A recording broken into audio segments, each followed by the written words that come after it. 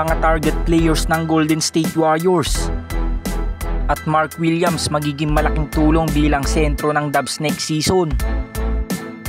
So para nga sa una nga nating balita, sa pagiging kapos ng Golden State Warriors na makaabot ngayon sa NBA Finals this season, maraming ang pinaplano ang kanilang general manager na si Mike Dunleavy at Steve Kerr, na kung saan sa malaking problema nga nila sa size ngayong playoffs, mukhang sosolusyonan na nga nila ito ngayong off-season, dahil nakafocus na nga ngayon ang Golden State Warriors kay PJ Washington na isang elite defender, habang si Mark Williams naman ay may chance nga bumalik sa trade market.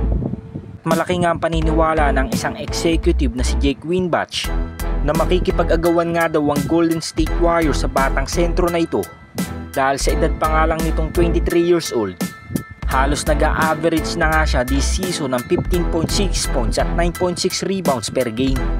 At ayon naman sa naging report ni David McFarland, seryoso nga daw ang Golden State Warriors sa Mavs forward na si PJ Washington, dahil sa ability nga niyang kaya niyang bumantay ng kahit anumang posisyon, at mas nakikita nga din daw ng iba pang mga eksperto na mas magiging bagay ang player na ito sa sistema ni Steve Kerr, dahil angkop nga daw ang kanyang playing style kay Steph at Draymond Green.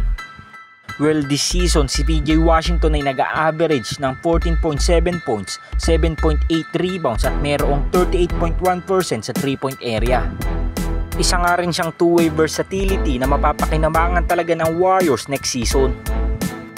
Well, ito pa nga lang ang dalawang players na tinitingnan ngayon ng Golden State Warriors, dahil maninimbang pa nga din sila sa mga asset na kanilang ibibigay kung makikipag-trade man sila sa ibang mga teams.